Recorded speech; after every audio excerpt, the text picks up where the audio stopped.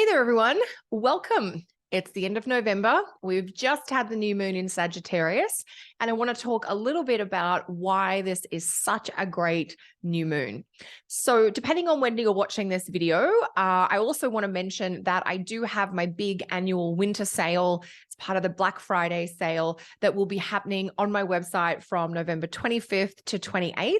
You can save 20% off most of the classes and webinars. All the online astrology training is on sale. Live events and the membership are excluded.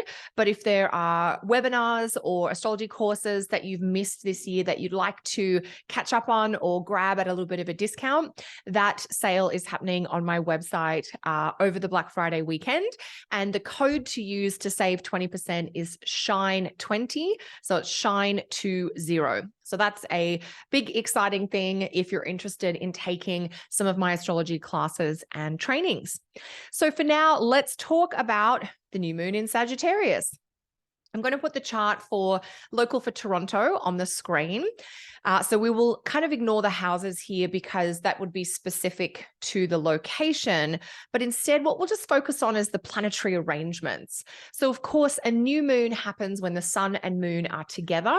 So this new moon in Sagittarius is happening at 1 degree of Sagittarius. You can see it's happening just before 6 p.m. Wednesday, the 23rd of November in the Eastern time zone. So if you're in Australia, that's probably happening on Thursday for you. And the exact time isn't super important because I'm actually recording this after this new moon has happened.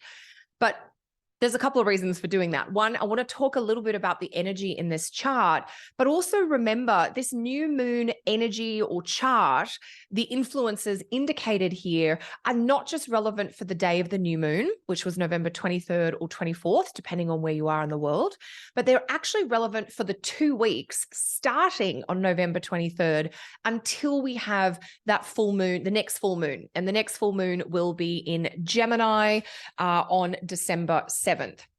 So this chart is giving us a clue as to the tone of energy, the themes, the qualities of experience that are likely in this 2-week period from November 23 through to December 7.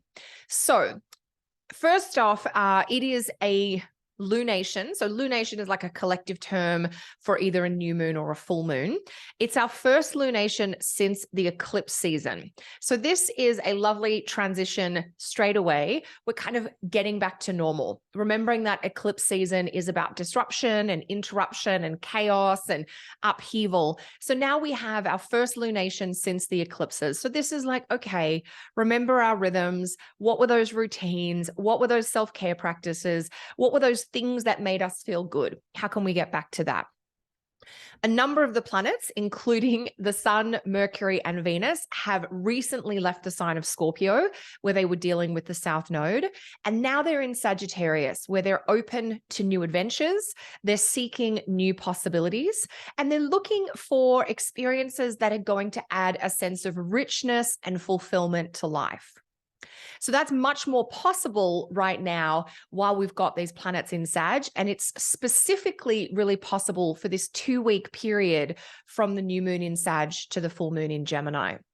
So this new moon is one of those classically golden or good new moons. It is, you can do all the great new moon things that you love.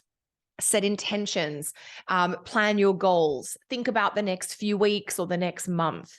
And you don't just have to do that on the day of the new moon. In fact, the moon is a little bit better 1 to 2 days after the exact new moon itself.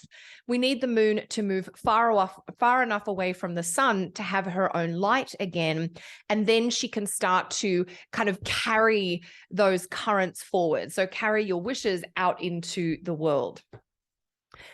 This new moon in Sag is ruled by Jupiter, which is currently in Pisces. So that's a great indicator as well. We've now got a lunation, a new moon ruled by a benefic Jupiter, and that benefic planet is in a really lovely condition in one of its home signs. So this is an indication that this new moon and the 2-week period that it kind of governs or influences is when we can increase stability and consistency in our lives. That's one of the core concepts of planets in rulership from ancient astrology is that planets in rulership have resources and they can help stabilize or kind of bring in a steady rhythm, which is great for us as humans. Our nervous systems love consistency. So any of you who have ever raised young kids will know, routines are so important. We kind of forget that as adults, our body, our biology, as well as our psychology and our emotional selves really benefit from regularity and consistency. It's not always possible, but Jupiter as the kind of guiding planet, or technically the ruling planet of this new moon, being a benefic, being in a great sign, it's a good clue. We can start to kind of grow in ways that allow us to expand, enhance our experience. We can make improvements. And that's one of my big sound bites for this new moon. It's the start of a period of upgrades or improvements. Every day or every week after this particular new moon, you can make a change or a choice that leads to something better for you. It might mean you're emotionally in a better place, or physically in a better place, or financially, or in terms of work or family. But there's a real sense of like trusting the inner knowing of your needs, of your desires, and then honoring or expressing those out in the world. It's also a new moon that does have a lot of luck, a lot of opportunity, and a lot of support or abundance attached to it. I don't necessarily think that is abundance in a financial or a material sense, because this is Jupiter in a water sign. So it would be abundance in an emotional sense, or in a spiritual or a creative sense, which are kind of the realms or themes of the sign of Pisces. So you might be more aware of the fullness of your feelings. You might be having emotions that are finding their way towards optimism or hope. So you might be feeling uplifted, or you might feel a little bit hopeful about the future, about new possibilities, about what could happen. This is a very optimistic type of new moon in Sagittarius ruled by Jupiter. So we're kind of leaving some of our worries and our pessimisms and our practical concerns aside for the moment. We're not becoming reckless, but we're allowing ourselves to dream, to hope, to imagine. And that is going to fill the spirit, open the heart, so that we're in that current, that Jupiter and Pisces, of connecting with possibility, hope, sharing in kindness, compassion, participating in generosity, receiving the generosity of others, but also sharing generously with others too. The other really lovely thing about this new moon is that on the same day, Jupiter, the ruling planet, is stationing direct. So Jupiter has come to the end of its most recent retrograde cycle. And that's a really lovely, it's a bigger indication than even a new moon of fresh starts, of moving forward, of taking steps towards adventures or undertakings that are about growth and expansion. So I think this is a really auspicious new moon ruled by the greater benefic Jupiter, who is stationing direct and itself coming back into a more functional state. And in many ways, this new moon is a turning point. It's like, you're out of the dark tunnel now, or you've come to the end of a really stressful time or period or event, and you can see the light at the end of the tunnel, or you've turned a corner and now you're leaving behind something that was maybe draining or depleting, something that was weighing you down. Because there is a lightness, there is a buoyancy to this new moon ruled by Jupiter, which is stationing direct. And so I'd really encourage you in the days and weeks ahead to take time to kind of daydream or imagine or even fantasize, inside your brain, inside your heart, about what might go right or how good things could be. Kind of dare yourself to dream or to wish for things that might be brighter, better, more meaningful, more interesting, more exciting than how they might be right now. So this new moon definitely says dream big, take that leap of faith, say yes, get out of your comfort zone. It's really encouraging you to go for it. So that's a little bit there about the new moon in Sagittarius.